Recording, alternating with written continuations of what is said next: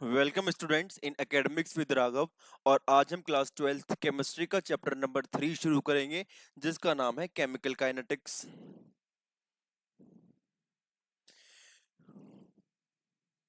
सबसे पहले हम बात करते हैं टॉपिक्स कवर्ड की। हम आज कौन कौन से टॉपिक्स कवर करेंगे। तो आज हम कवर करेंगे rate of chemical reaction, rate law expression, order of reaction, rate constant drive करते हैं हम रेट लॉ एक्सप्रेशन से, और वहां से आ जाएगी हमारी यूनिट्स, और हम रेट कांस्टेंट की यूनिट्स की बात करेंगे।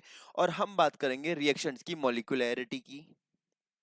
सबसे पहले मैं आपको एक जनरल इंट्रोडक्शन देता हूं चैप्टर का, कि हमने क्लास 11th के अंदर एक चैप्टर पढ़ते थे जिसका नाम है थर्मोडायनेमिक्स। तो उसमें हम क्या पढ़ते थे, थर्मोडायनेमिक्स के अंदर हम रिएक्शन की ही तीन प्रॉपर्टीज पढ़ते थे इन चैप्टर के अंदर अलग अलग। तो हम बात कर रहे हैं यहाँ पर रिएक्शंस की। हम किसकी बात कर रहे हैं? We are talking about reactions. Reactions. तो रिएक्शन होगी या नहीं होगी, रिएक्शन हमारी स्पॉन्टेनियस है या नॉन स्पॉन्टेनियस है, उसके बारे में जो इंफॉर्मेशन है वो मिलती थी हमें थर्मोडायनेमिक्स के अंदर। कि रिएक्शन हमारी स्पॉन्टेनियस है या रिएक्शन हमारी जो है वो नॉन स्पॉन्टेनियस है। अगर वो रिएक्शन स्पॉन्टेनियस है तो उसका जो डेल्टा जी है, जो गिव्स फ्री एनर्जी है, वो नेगेटिव होगी। और अगर वो नॉन स्पॉन्टेनियस है तो उसका जो डेल्टा जी है वो पॉजिटिव होगा। तो हम बात करते थे थर्मोडायनेमिक्स के अंदर रिएक्शन की फिजिबिलिटी की। किसकी फिजिबिलिटी की, कि भैया रिएक्शन हो रही है या नहीं हो रही है। फिर हम क्लास 11th के अंदर ही एक और चैप्टर पढ़ते थे, इक्विलिब्रियम। तो इक्विलिब्रियम चैप्टर के अंदर हमें पता चलता था कि कितना रिएक्टेंट जो है वो प्रोडक्ट के अंदर कन्वर्ट हो रहा होगा, कितने एक्सटेंट तक रिएक्शन हो रही होगी, कितने एक्सटेंट तक कन्वर्जन हो रहा होगा रिएक्टेंट का प्रोडक्ट में। तो यहां से हमें पता चलता था इक्विलिब्रियम में, हमें क्या पता चलता था, इक्विलिब्रियम से हमें इक्विलिब्रियम से हमें इक्विलिब्रियम से हमें पता चलता था रिएक्शन का to which extent, to which extent reactant will convert into product, की किस एक्सटेंट तक रिएक्टेंट जो है वो प्रोडक्ट में कन्वर्ट होंगे। रिएक्शन की दो चीजें हमें पता चल गई। पहली कि जी रिएक्शन होगी या नहीं होगी, वो हमें थर्मोडायनेमिक्स के अंदर कॉन्सेप्ट मिल गया। दूसरा, कितना रिएक्टेंट प्रोडक्ट के अंदर कन्वर्ट होगा, वो हमें इक्विलिब्रियम के अंदर कॉन्सेप्ट मिल गया। अब आती है रिएक्शन की तीसरी चीज, कि हमारा जो रिएक्टेंट प्रोडक्ट में कन्वर्ट हो रहा है वो कितनी स्पीड से हो रहा है, कितना टाइम लगा रहा है, क्या रेट है उसका। तो जो रेट है, जो स्पीड है, जो टाइमिंग है, वो हमें केमिकल काइनेटिक्स के अंदर पढ़ते हैं, जो हम इस चैप्टर के अंदर पढ़ेंगे। तो अब हम क्या पढ़ेंगे, हम पढ़ेंगे स्पीड ऑफ रिएक्शन। स्पीड पढ़ेंगे, या कह लो रेट पढ़ेंगे, या कह लो कि हम टाइम निकालेंगे रिएक्शन कंप्लीशन का। किसका? कि रिएक्शन कितने समय में हमारी कंप्लीट हो रही है। आगे चलते हैं। सबसे पहले जब भी हम बात करते हैं रेट ऑफ केमिकल रिएक्शन की, तो हम तीन तरीके की रिएक्शंस पढ़ते हैं। एक हमारी वेरी फास्ट रिएक्शंस होती हैं जो बहुत जल्दी हो जाती हैं, तेज स्पीड में होती हैं। एक बहुत स्लो रिएक्शंस होती हैं जिन्हें होने में बहुत समय लगता है। और एक हमारी मॉडरेट रिएक्शंस होती हैं। तो केमिकल काइनेटिक्स जो पढ़ते हैं वो मॉडरेट रिएक्शंस की ही पढ़ते हैं। वेरी स्लो, बहुत स्लो होने वाली और बहुत तेज होने वाली रिएक्शंस की हम केमिकल काइनेटिक्स को नहीं पढ़ते। क्यों नहीं पढ़ते, इसका भी रीजन है। कि मान लो कोई रिएक्शन फास्ट हो रही है, और वो इतना फास्ट हो रही है कि फ्रैक्शन ऑफ सेकंड में हो गई, कि या तो आपने रिएक्टेंट मिलाई, आपकी आंखों के आगे प्रोडक्ट बन गया, साइमल्टेनियसली हो गई, आपको पता ही नहीं चला कब क्या हुआ। तो उस रिएक्शन में आप कुछ नहीं कर सकते।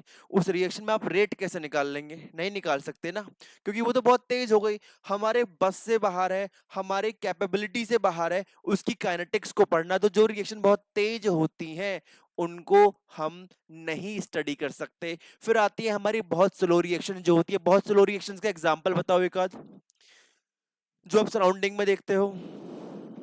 रस्टिंग ऑफ आयरन पड़ा है, लोहे में जंग लग जाती है, तो क्या वो एक या दो दिन में लगती है या एक दो साल में लगती है? भाई 1 से 2 साल के अंदर होता है ना ये जो रिएक्शन है रस्टिंग ऑफ आयरन का, कोरोजन का, जो आप चैप्टर नंबर 2 के अंदर पढ़ते हो इलेक्ट्रोकेमिस्ट्री के अंदर। तो अब इतना टाइम किसके पास है कि वो बैठा रहे ये देखने के लिए कि भाई ये रिएक्शन जो है 2 साल में होगी, और इसे पढ़ते हैं। तो इतना टाइम किसी के पास नहीं। तो जो बहुत स्लो रिएक्शंस हैं उनकी भी स्टडी नहीं करी जाती है। आती है मॉडरेट रिएक्शन, ऐसी रिएक्शंस की जो हमारे मतलब कंपेटेबल हैं हमारे लिए। साइंटिस्ट के लिए, केमिस्ट के लिए कंफर्टेबल है, मतलब वो 2-3 दिन में या मान लो 6-7 दिन में या 10-12 घंटे में, मिनट्स में हो जाती हैं। तो उन रिएक्शन की स्टडी हम करते हैं मॉडरेट रिएक्शंस की। ठीक है, ओके, आगे चलते हैं। तो अब हम बात करते हैं रेट ऑफ केमिकल रिएक्शन की। किसकी? केमिकल रिएक्शन के रेट की। तो एक चीज यहां पे समझो, एक चीज तुम ये समझो कि मान लो तुमने एक हाइपोथेटिकल रिएक्शन ले ली। क्या ले ली? तुमने एक हाइपोथेटिकल रिएक्शन ली कि ए हमारा कंबाइन हो रहा है बी के साथ, और ये हमें प्रोडक्ट बना रहा है सी प्लस डी। ठीक है, तो एक चीज समझ में आती है कि ये रिएक्शन मान लो 10 मिनट में, ये रिएक्शन 10 मिनट में जो ये पूरा रिएक्टेंट है वो प्रोडक्ट में कन्वर्ट हो जाता है। तो समय के साथ जैसे जैसे समय 0 मिनट से 10 मिनट की तरफ चलेगा तो रिएक्टेंट की जो कंसंट्रेशन है वो घटेगी और प्रोडक्ट की कंसंट्रेशन बढ़ेगी। क्योंकि हो तो यही रहा है ना, हो क्या रहा है? हो ये रहा है कि ए और बी कंबाइन कर रहे हैं और हमारे प्रोडक्ट बना रहे हैं। क्या बना रहे हैं? ए और बी कंबाइन कर रहे हैं और ये बना रहे हैं हमारे प्रोडक्ट। तो with due respect to time, time के रिस्पेक्ट में कंसंट्रेशन जो है रिएक्टेंट की वो कम होती चली जाएगी, सी प्लस डी यानी प्रोडक्ट की कंसंट्रेशन बढ़ती चली जाएगी, और इसी को हम कहते हैं रेट ऑफ रिएक्शन। तो हम इसे डिफाइन कर देंगे क्या? कि rate of reaction, rate of reaction is defined as, क्या होता है? Decrease, decrease in concentration of, किसकी कंसंट्रेशन कम हो रही है? रिएक्टेंट। एंड, और क्या कह सकते हैं? और रेट ऑफ रिएक्शन क्या है? रेट ऑफ रिएक्शन है इंक्रीज इन कंसंट्रेशन, कंसंट्रेशन में इंक्रीज होना। किसकी कंसंट्रेशन? किसकी कंसंट्रेशन बढ़ रही है? प्रोडक्ट की। ठीक है, तो अभी आपको सिर्फ इतना याद रखना जितना मैंने बताया कि जी रिएक्शन होती है, टाइम के साथ रिएक्टेंट कम होता रहता है, प्रोडक्ट बढ़ता रहता है। तो जो रेट है, जिस रेट से रिएक्टेंट कम हो रहा है उसी को रेट ऑफ रिएक्शन कहते हैं, जिस रेट से प्रोडक्ट बढ़ रहा है उसी को हम रेट ऑफ रिएक्शन कहते हैं। आगे चलते हैं। ठीक है, अब मैं आपको बताता हूं एक जनरलाइज चीज। हमने जो अभी पहले वाली इक्वेशन देखी हम उसको फिर से उतारते हैं, हम उस रिएक्शन को फिर से उतारते हैं। मैंने वो रिएक्शन उतारी, क्या थी वो थी कि जी ए हमारा बी के साथ कंबाइन हो रहा था एज अ रिएक्टेंट और वो कन्वर्ट हो रहे थे हमारे सी प्लस डी में। यही तो था। ठीक है, तो हो क्या रहा है? इसका जो रेट होगा रिएक्शन का वो होगा decrease in concentration of reactant की, जो कंसंट्रेशन डिक्रीज हो रही है।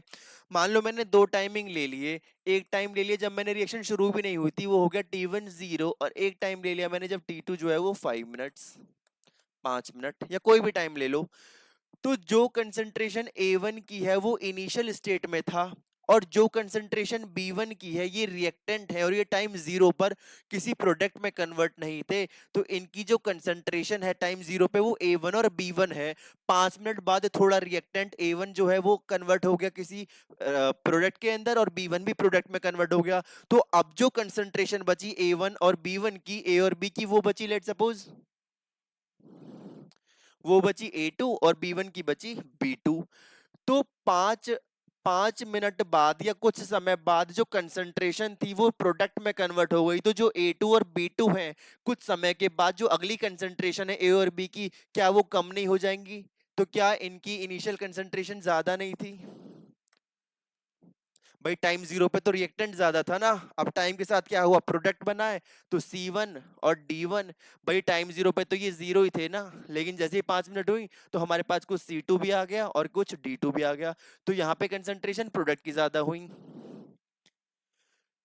ठीक है, तो टाइम के रेस्पेक्ट में जो इनका रेट निकालेंगे वही तो हमारा रेट ऑफ रिएक्शन होगा। निकाल लो rate of reaction. Rate of reaction कैसे आएगा? रेट ऑफ रिएक्शन आएगा, टाइम लिखेंगे नीचे कितना है, T2 माइनस T1, ऊपर कंसंट्रेशन A2 को माइनस करेंगे A1 में से, A2 को हमने माइनस किया A1 कंसंट्रेशन में से। या मैं इसे कह सकता हूं कि B के रिस्पेक्ट में ले लो, तो मैंने B2 को माइनस किया, B2 यानी फाइनल कंसंट्रेशन में से माइनस किया मैंने B1 जो इनिशियल कंसंट्रेशन थी, और कितना टाइम लगा T2 माइनस T1। ऐसे ही आ जाएगी किसके रिस्पेक्ट में? ऐसी ही आ जाएगी सी और डी के रिस्पेक्ट में कि मैंने C1 C2 में से C1 घटा दिया और T2 जो है वो माइनस करा T1 में से, और ऐसे ही मैंने क्या किया, मैंने D2 में से D1 घटा दिया और यहाँ T2 माइनस T1 कर दिया। लेकिन तुम्हें एक चीज याद रखनी है, वो क्या याद रखनी है कि अब क्या है, यहाँ पे A2 ज्यादा है या A1 ज्यादा है, तो डेफिनेटली हमारा A2 कम है, A1 ज्यादा है, तो ये वाला जो पार्ट है ये माइनस आएगा ना, ये नेगेटिव आएगा ना। तो अगर ये नेगेटिव आएगा और बी भी नेगेटिव आएगा तो क्या होगा, रेट हमारे नेगेटिव हो जाएंगे ना, लेकिन रेट हमें पॉजिटिव करने हैं। तो हमें रिएक्टेंट की जब रेट ऑफ रिएक्शन लिखते हैं, जब रिएक्टेंट के रेट ऑफ रिएक्शन लिखते हैं तो हम आगे -1 से मल्टीप्लाई कर देते हैं, तो आगे -1 आ जाएगा। आगे क्या आ जाएगा, आगे -1 आ जाएगा जब रिएक्टेंट का रेट ऑफ रिएक्शन रखते हैं। तो ये याद रखना, एनसीईआरटी में गिवन है कि रेट ऑफ रिएक्शन लिखते वक्त रिएक्टेंट के आगे आप माइनस क्यों लगाते हैं, क्योंकि भैया हमारा ये जो सब्ट्रैक्ट करने के बाद कंसंट्रेशन माइनस आएगा और हमें जो रेट है वो पॉजिटिव चाहिए, इसलिए हम -1 से मल्टीप्लाई कर देते हैं। ठीक है, अब मैं एक रिएक्शन लेता हूं और मैं आपको बताता हूं कि रेट ऑफ रिएक्शन कैसे लिखते हैं। रेट ऑफ डिसअपेरियंस का मतलब क्या है और रेट ऑफ अपेरियंस का मतलब क्या है। तो रेट ऑफ डिसअपेरियंस जो डिफाइन होता है वो होता है रिएक्टेंट के लिए, किसके लिए, रिएक्टेंट के लिए, और रेट ऑफ अपेरियंस जो डिफाइन होता है वो डिफाइन होता है प्रोडक्ट के लिए। अब रेट ऑफ डिसअपेरियंस का मतलब हुआ कि समय के साथ हमारी जो कंसंट्रेशन है, ए की कंसंट्रेशन और बी की कंसंट्रेशन वो कम होती रहेगी, तो डिसअपियर ही तो हो रहे हैं, तो रेट ऑफ डिसअपेरियंस डिफाइंड होता है रिएक्टेंट के लिए। और समय के साथ प्रोडक्ट की कंसंट्रेशन बढ़ती रहेगी, क्योंकि प्रोडक्ट की कंसंट्रेशन समय के साथ बढ़ती रहेगी, तो रेट ऑफ अपीयरेंस किसके लिए डिफाइंड है, प्रोडक्ट के लिए। ठीक है, तो मान लो हमारी रिएक्शन प्रोसीड हुई, हमने रिएक्टेंट लिया ए, उसने कंबाइन किया रिएक्टेंट बी के साथ और हमें प्रोडक्ट मिल गया 3C+D। हमें प्रोडक्ट क्या मिल गया, हमें प्रोडक्ट मिल गया 3C+D। तो रेट ऑफ रिएक्शन कुछ नहीं आएगा, रेट ऑफ रिएक्शन सिर्फ इतना आएगा कि कंसंट्रेशन, पहले आपको पता ही कि जब आप रिएक्टेंट के लिए लिखते हैं तो वो हो जाएगी माइनस साइन, आप सबसे पहले लगाएंगे, यहाँ पे आ जाएगा डेल्टा। क्या, डेल्टा का मतलब हुआ कि इनका जो डिफरेंस है, जो दो टाइमिंग्स के बीच में डिफरेंस है, वो हो जाएगा delta A over delta T. अगला फिर हमें रिएक्टेंट के लिए लिखना है तो हो जाएगा minus delta B over delta T. लेकिन आपको एक चीज याद रखनी है कि जो भी आपके स्टोइशियोमेट्रिक कोफिशिएंट्स दे रखे हैं, मैं आप समझता हूं कि आपको स्टोइशियोमेट्रिक कोफिशिएंट पता होंगे। ये स्टोइशियोमेट्रिक कोफिशिएंट हैं 2 3 4, उनको आपको रेट ऑफ रिएक्शन में नीचे डिवाइड कर देना है। तो होगा क्या, हम यहाँ पे डिवाइड कर देंगे किससे, बी के स्टोइशियोमेट्रिक कोफिशिएंट क्या है 2, तो यहाँ पे आ जाएगा 2, क्या आ जाएगा, 2 आ जाएगा। ठीक है, अब आपको पता है कि जब आप प्रोडक्ट के लिए रेट ऑफ रिएक्शन लिखते हैं तो आप नेगेटिव साइन नहीं लगाएंगे। क्यों नहीं लगाएंगे नेगेटिव साइन, कि भैया हमारा तो C2 बड़ा ही है ना C1 से, तो ये तो ऑलरेडी पॉजिटिव आ रहा है ना। अब चूंकि ये ऑलरेडी पॉजिटिव आ रहा है तो तुम्हें नेगेटिव साइन लगाने की जरूरत ही नहीं है, नेगेटिव साइन लगाने की जरूरत ही नहीं है। तो इसलिए यहाँ पे आएगा हमारा पॉजिटिव क्या, delta C over delta T. आपको पता है स्टोइचियोमेट्रिक कोएफिशिएंट, तो आपको मल्टीप्लाई करना पड़ेगा ही पड़ेगा रेसिप्रोकल में लेने के बाद, तो ये हो जाएगा इनटू 1/3। ऐसे आ जाएगा आपको फोर्थ के लिए, क्या आ जाएगा 1/4 multiple of delta D over delta T. तो ये लिखते हैं आप रेट ऑफ रिएक्शन। ये क्या लिखते हैं, इस तरीके से आप लिखते हैं रेट ऑफ रिएक्शन। तो ये याद रखना कि जब आप रेट ऑफ रिएक्शन लिखते हैं तो आपको ये साइन, एक तो आपको साइन का याद रखना है कि जब आप रिएक्टेंट के रिस्पेक्ट में लिख रहे हैं तो यहाँ पे माइनस साइन आएगा, और जब आप प्रोडक्ट के रिस्पेक्ट में लिख रहे हैं तो हमारा पॉजिटिव साइन आएगा। कैसा आएगा, पॉजिटिव साइन आएगा। कैसा आएगा, हमारा पॉजिटिव साइन आएगा। फिर आपको याद रखना है कि जब भी आप रेट ऑफ रिएक्शन लिखते हैं तो आपको जो स्टोइचियोमेट्रिक कोएफिशिएंट हैं उनको डिनोमिनेटर में लेके मल्टीप्लाई करना होता है। अब रेट ऑफ अपीयरेंस, डिसअपीयरेंस और अपीयरेंस में याद रखना कि डिसअपीयरेंस और अपीयरेंस में आप नेगेटिव और पॉजिटिव का ध्यान तो रखेंगे, लेकिन आप स्टोइचियोमेट्रिक कोएफिशिएंट को मल्टीप्लाई या डिवाइड नहीं करेंगे। स्टोइचियोमेट्रिक कोएफिशिएंट रेट ऑफ डिसअपीयरेंस और अपीयरेंस में नहीं आते हैं। ठीक है, तो देख लो, रेट ऑफ डिसअपीयरेंस किस लिए डिफाइंड है, रिएक्टेंट के लिए। तो रिएक्टेंट का रेट ऑफ रिएक्शन आ जाएगा सीधा का सीधा ऐसे उठ के, क्या आ जाएगा, minus delta A over delta T. और क्या आ जाएगा minus delta B over delta T. अब हम कोई स्टोइशियोमेट्रिक कोफिशिएंट की मल्टीप्लाई नहीं करेंगे, ऐसे ही आ जाएगा पीरियड्स का प्रोडक्ट के लिए क्या आ जाएगा रेट ऑफ रिएक्शन, वो आ जाएगा plus delta C over delta T is equals to plus delta D over delta T. तो ये आपको याद रखने हैं कि रेट ऑफ रिएक्शन के अंदर कब आप डिसअपेरियंस में आपको कब स्टोइशियोमेट्रिक कोएफिशिएंट का ध्यान रखना है, कब आपको पॉजिटिव का ध्यान रखना है, कब आपको नेगेटिव का ध्यान रखना है। ठीक है, आगे चलते हैं। अब आपको एक ग्राफ दे रखा है एनसीईआरटी में, और क्योंकि एनसीईआरटी के ग्राफ बच्चों को डराते हैं तो इसलिए मैंने आपको समझाने के लिए यहाँ ले लिया है। तो आपको पता है कि जैसे जैसे टाइम बढ़ता है तो रिएक्टेंट की कंसंट्रेशन घटती है, तो ये रिएक्टेंट की कंसंट्रेशन हो गई, ये क्या है, ये रिएक्टेंट की कंसंट्रेशन हो गई, ये यहाँ पे हो गया हमारा टाइम। तो जैसे जैसे टाइम बढ़ रहा है रिएक्टेंट की कंसंट्रेशन क्या कर रही है, घट रही है, घट रही है। मान लो T1 टाइम पे जो रिएक्टेंट की कंसंट्रेशन थी वो R1 थी, और T2 टाइम पे जो रिएक्टेंट की कंसंट्रेशन है वो R2 हो गई। तो T1 टाइम पर रिएक्टेंट की कंसंट्रेशन ज्यादा है, कितनी है R1। T2 टाइम पर रिएक्टेंट की कंसंट्रेशन कम है, हम R2 माइनस R1 करेंगे तो आपको पता है कि जब आप ये माइनस करेंगे तो ये हमारा क्या आएगा, ये नेगेटिव आएगा। अब ये नेगेटिव आएगा तो रेट ऑफ रिएक्शन नेगेटिव आता है, लेकिन रेट ऑफ रिएक्शन को पॉजिटिव करने के लिए हमने यहाँ पे मल्टीप्लाई कर दिया -1 का। ठीक है, तो यही क्या है, यही तो हमारा एवरेज रेट ऑफ रिएक्शन है।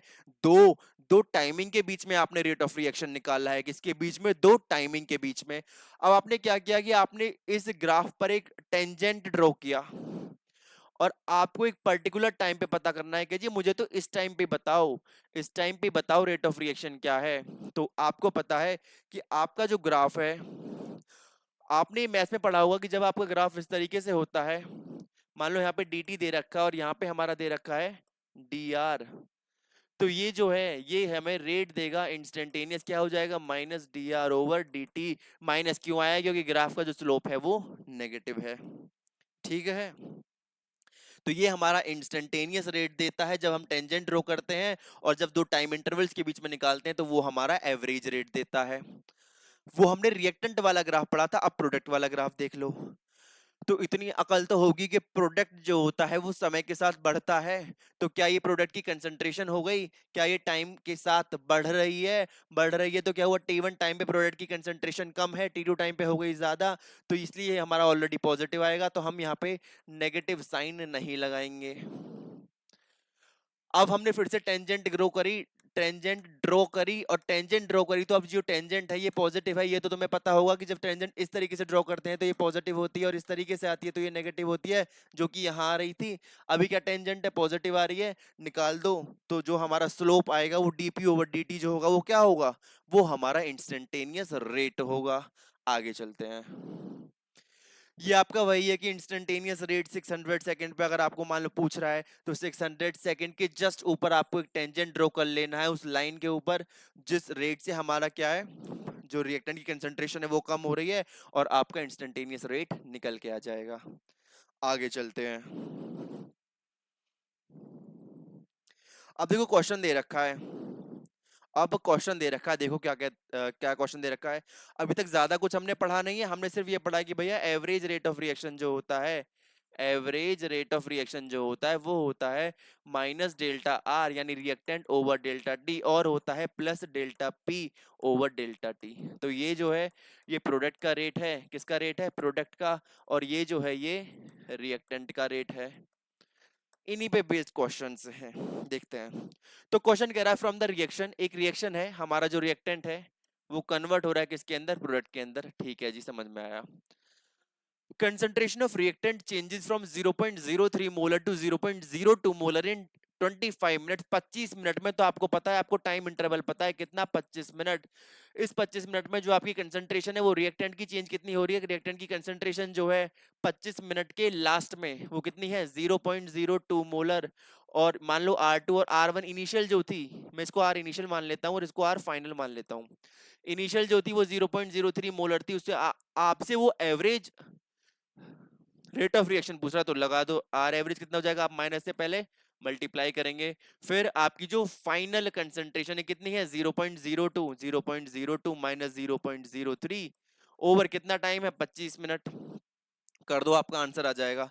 अब ये कह रहा है आपको आंसर मिनट के साथ सेकंड में भी देना है, सेकंड में देना है तो यहाँ पे आप 60 से मल्टीप्लाई कर देना, आर में देना है, आर में देना है तो आपको क्या करना है, इस 25 को 60 से डिवाइड दे देना। तो ये आपके क्वेश्चन है, बिल्कुल हलवा दे रखा है, पता नहीं बच्चे फिर भी डरते हैं। आगे देखो अगला क्वेश्चन आपसे क्या कह रहा है, अगला क्वेश्चन आपसे कह रहा है कि जी रिएक्शन है, रिएक्शन क्या है कि हमारी प्रोडक्ट है और ये कन्वर्ट हो रहा है किसमें, रिएक्टेंट है और ये कन्वर्ट हो रहा है प्रोडक्ट में, ठीक है जी।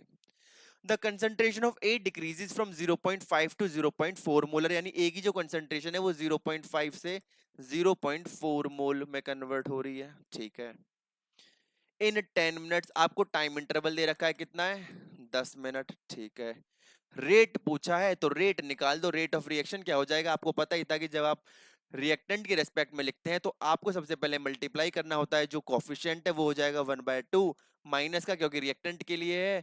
कंसंट्रेशन में जो चेंज आया है तो 0.4 माइनस 0.5 और आपका जो टाइमिंग है 10 मिनट, निकाल दो आंसर आ जाएगा आपका, आपका रेट ऑफ रिएक्शन आ जाएगा, ठीक है।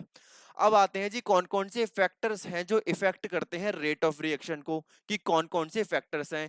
तो हमारा कंसंट्रेशन इफेक्ट करती है रिएक्टेंट की, टेम्परेचर और कैटलिस्ट, और इन तीनों के क्वालिटेटिव और क्वांटिटेटिव एस्पेक्ट हम पढ़ते हैं इस चैप्टर के अंदर। क्या पढ़ते हैं, क्वालिटेटिव एस्पेक्ट पढ़ते हैं और क्वांटिटेटिव एस्पेक्ट पढ़ते हैं इस चैप्टर के अंदर।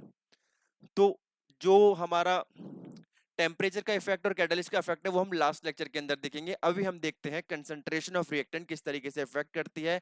तो आपको पता ही है जी रेट ऑफ रिएक्शन क्या होता है, रेट ऑफ रिएक्शन हमारा माइनस रिएक्टेंट की कंसंट्रेशन ओवर डेल्टा टी और प्लस प्रोडक्ट की कंसंट्रेशन ओवर डेल्टा टी ही तो होता है।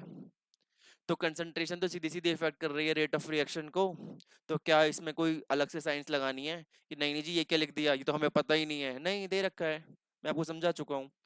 अब आती है जी रेट लॉ, क्या आती है, अब आपकी आती है रेट लॉ।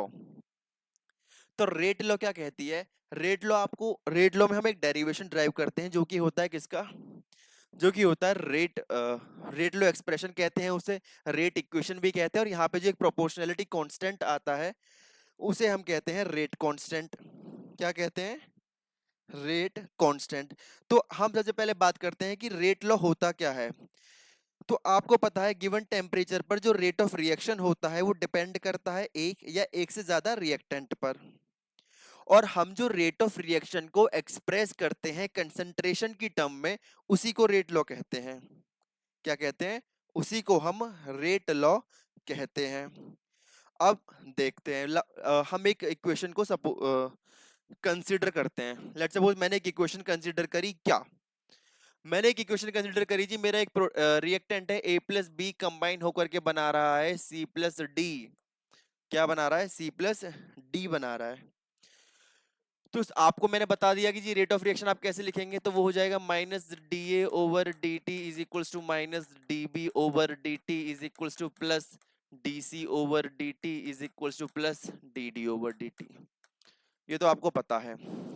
रेट लॉ कहती है कि ये जो रेट है ये डायरेक्टली प्रोपोर्शनल होगा, ये जो रेट ऑफ रिएक्शन है ये डायरेक्टली प्रोपोर्शनल होगा किसके, ए की कंसंट्रेशन की पावर एक्स के और बी की कंसंट्रेशन की पावर वाई के।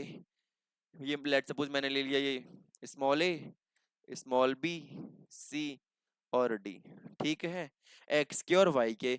तो ये हमें यही बताता है कि आपका जो रेट ऑफ रिएक्शन है इसके इक्वल हो जाएगा, यानी minus D A over D T 1/a। तो यहाँ पे हमारे जैसे आ जाएगा 1/a, 1/b, 1/c और 1/d, ठीक है।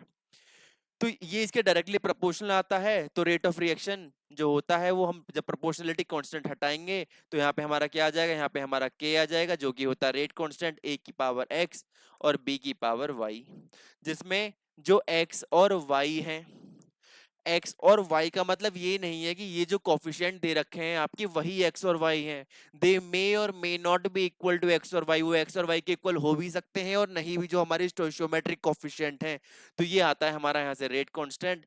तो यही हमारा क्या कहलाता है, यही हमारा रेट लॉ कहलाता है कि R O R is equal to K A की पावर एक्स बी की पावर वाई एंड एक्स और वाई मे और may not be equal to stoichiometric coefficient. वो स्टोइशियोमेट्रिक कोफिशिएंट के इक्वल हो भी सकती है और नहीं भी हो सकती। ठीक है, ये दे रखा है, ये आपका एक्सप्रेशन आता है। तो क्या ये एक्सप्रेशन बहुत बड़ी चीज थी? नहीं।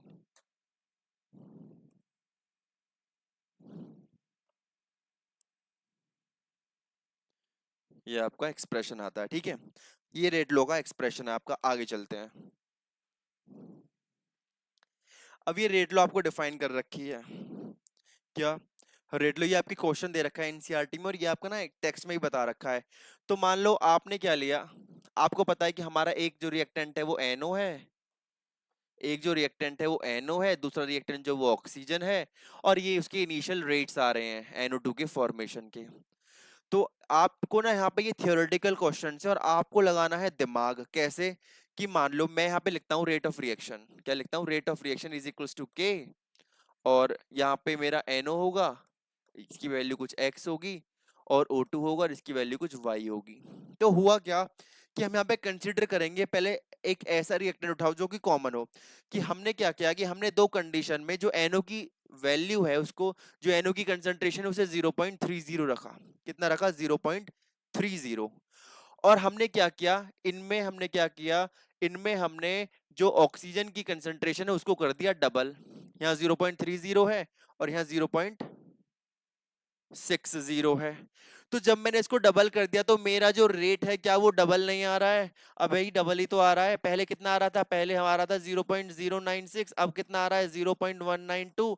तो ये 2 टाइम जाएगा, तो ये डबल ही तो हो गया। तो इसका मतलब क्या हुआ? इसका मतलब ये हुआ कि जब मैं NO की कंसंट्रेशन को रखता हूं कांस्टेंट और ऑक्सीजन की कंसंट्रेशन दुगनी करता हूं तो जो रेट है वो भी दुगना हो जाता है।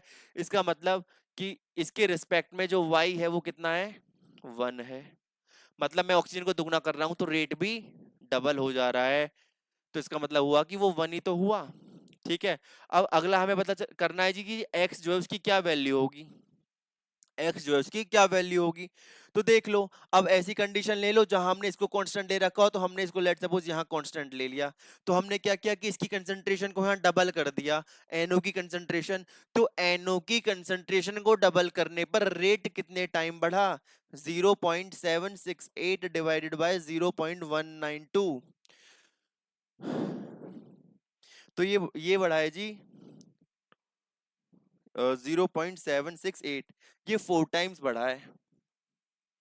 4 2 8, 4 9 6। ठीक है, कितना बढ़ा है? 4 टाइम्स बढ़ा है। तो इसको डबल करने पर जो रेट है वो 4 गुना बढ़ रहा है। मतलब यहाँ पे जब मैं 2 की मल्टीप्लाई कर रहा हूं तो ओवरऑल जो इफेक्ट आ रहा है वो 4 टाइम्स आ रहा है। इसका मतलब एक्स के रिस्पेक्ट में जो है वो दुगनी है, ट्वाइस है। कितना है? ट्वाइस। तो ये क्वेश्चन तो मैं एनसीईआरटी में देखना, और ये वाला तो आपको टेक्स्ट में दे रखा है, तो आपको समझ में आएंगी चीजें। ठीक है, आगे चलते हैं। अब आता है जी हमारा ऑर्डर ऑफ रिएक्शन के। जी ऑर्डर ऑफ रिएक्शन क्या होता है?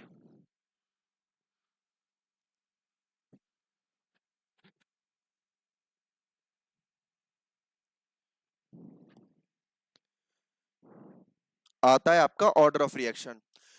तो देखो, अभी जो मैंने आपको रेट लो एक्सप्रेशन दिया था कि जी रेट ऑफ रिएक्शन जो होता है दो रिएक्टेंट के लिए, मान लो मैंने मान लिया ए एक्स और बी, तो ये इन दोनों का जो सम है, इन पावर्स का जो सम है, उसी को हम ऑर्डर ऑफ रिएक्शन कहते हैं। वही ऑर्डर ऑफ रिएक्शन है।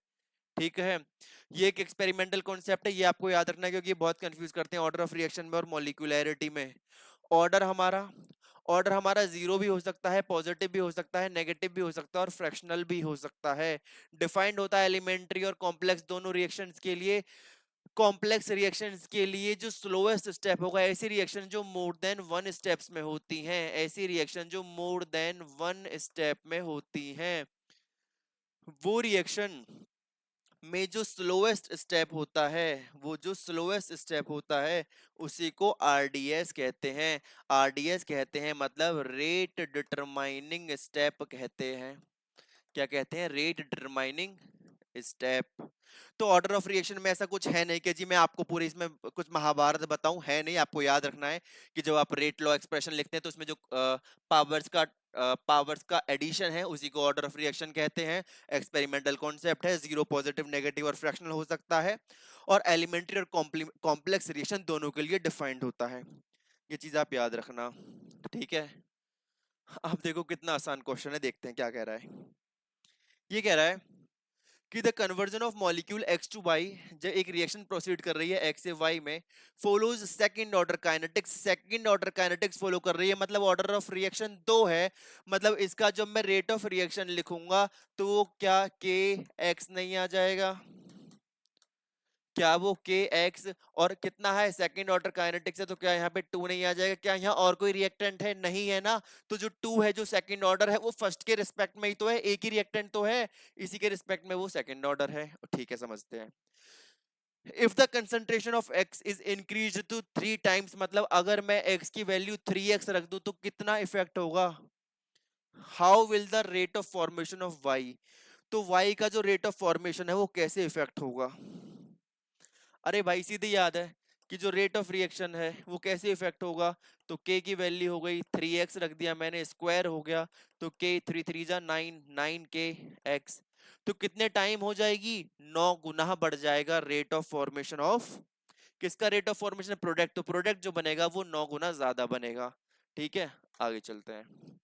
अब आता है मॉलिक्यूलरिटी ऑफ रिएक्शन। तो रिएक्शन की मॉलिक्यूलरिटी का मतलब होता है कि कितने मॉलिक्यूल्स रिएक्शन के जो हैं वो कंबाइन कर रहे हैं, वो रिएक्ट कर रहे हैं प्रोडक्ट बनाने के लिए, उसी को मॉलिक्यूलरिटी कहते हैं। मॉलिक्यूलरिटी में याद रखना कि ये कभी जीरो नहीं हो सकती, नेगेटिव, फ्रैक्शनल और मोर देन 3 नहीं हो सकती। मैक्सिमम मॉलिक्यूलरिटी 3 होती है, थियोरेटिकल कंसेप्ट है, थियोरेटिकल कंसेप्ट है। और ये मॉलिक्यूलरिटी की डेफिनेशन याद रखना, इसमें कोई ऐसा कुछ बताने वाला है नहीं। आगे चलते हैं। आगे आता है जी unit of rate constant. Rate constant की यूनिट, तो मैं आपको एक सिंपल फॉर्मूले से बताता हूं कि क्या आपको पता है कि स्पीड का फॉर्मूला क्या होता है? स्पीड होता है जी, आपको सबको पता है, डिस्टेंस ओवर टाइम। ठीक है। डिस्टेंस की यूनिट क्या होती है? मीटर होती है। टाइम की सेकंड होती है। तो क्या जो यूनिट है स्पीड की वो मीटर पर सेकंड नहीं आ जाती है? आपने कहा जी हाँ, ये तो बड़ा कॉमन सा है, आ जाती है। चलो जी, ये आपको समझ में आ गया। अभी आपने रेट कांस्टेंट कहाँ पढ़ा था, कुछ याद है? दिमाग में है वो चीज? अभी आपने पढ़ा था जब रेट लॉ एक्सप्रेशन कर रहे थे कि जी रेट ऑफ रिएक्शन जो होता है वो रेट कांस्टेंट और रिएक्टेंट की कुछ पावर होता है, एक्स वाई जेड कुछ भी मान लो, product, this is reactant R. तो अगर मैं के को ले आऊं इधर, तो rate of reaction, rate of reaction क्या होता है? रेट ऑफ रिएक्शन होता है D R over D T, यानी ऊपर आ गया कंसंट्रेशन, नीचे आ गया टाइम। तो ऊपर आएगी कंसंट्रेशन की यूनिट, नीचे आएगी टाइम की यूनिट। इधर से भी मैं उठा करके ले आया क्या? रिएक्टेंट का जो कंसंट्रेशन, तो वो हो जाएगा 1/कंसंट्रेशन ऑफ रिएक्टेंट, कितने टाइम? जितने टाइम भी होगी एक्स वाई जेड, यही तो होता है। एक्स वाई जेड आपका ऑर्डर जो भी है उसके हिसाब से आप यूनिट निकाल लेंगे, किसकी? रेट कांस्टेंट की। मैं आपको समझा देता हूं, देखो ये आपका एनसीईआरटी में दे रखा है।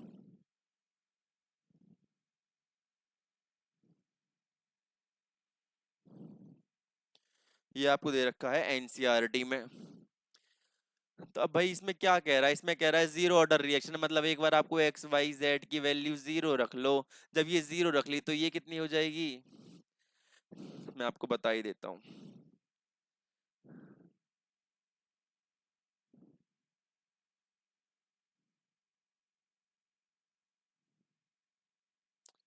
क्या आपको ये समझ में आया कि ये वैल्यूज रखनी है? तो कंसंट्रेशन की वैल्यू मान लो मोल पर लीटर होती है, कंसंट्रेशन की जो यूनिट है। टाइम की सेकंड होती है, सिर्फ सेकंड, नॉट इनवर्स। और यहाँ पे 1/कंसंट्रेशन, कंसंट्रेशन की वैल्यू मुझे n की पावर लगाना था, n तो जीरो, तो वो 1 होगी, तो यहाँ पे आ जाएगा क्या? 1। तो यूनिट कितनी आ जाएगी जीरो ऑर्डर रिएक्शन के लिए? किसके लिए? जीरो ऑर्डर रिएक्शन के लिए।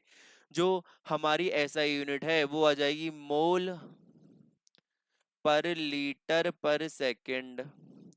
और ऐसे ही हमारा फर्स्ट ऑर्डर के लिए आ जाएगा, क्योंकि कंसंट्रेशन की जो एन की वैल्यू है हम वो 1 रख देंगे तो 1 से 1 कट जाएगी और यूनिट क्या आ जाएगी, सेकंड इनवर्स आ जाएगी। और उसमें हमारी mole inverse litre second inverse आ जाती है। इसमें क्वेश्चंस नहीं थे क्या? मैंने इसमें क्वेश्चंस ऐड कराए थे। ओके। ठीक है बच्चों, तो आज के लेक्चर में इतना ही था, ऐसा कुछ खास नहीं था आज के लेक्चर में, और इस चैप्टर में भी ऐसा कुछ खास नहीं है, तो डरने की जरूरत नहीं है। जितना पढ़ा रहा हूँ, जितना बता रहा हूँ, आपको अच्छे से करना है, आप अच्छे मार्क्स गेन करेंगे। ठीक है, thank you and have a nice day. मिलते हैं अगले लेक्चर में।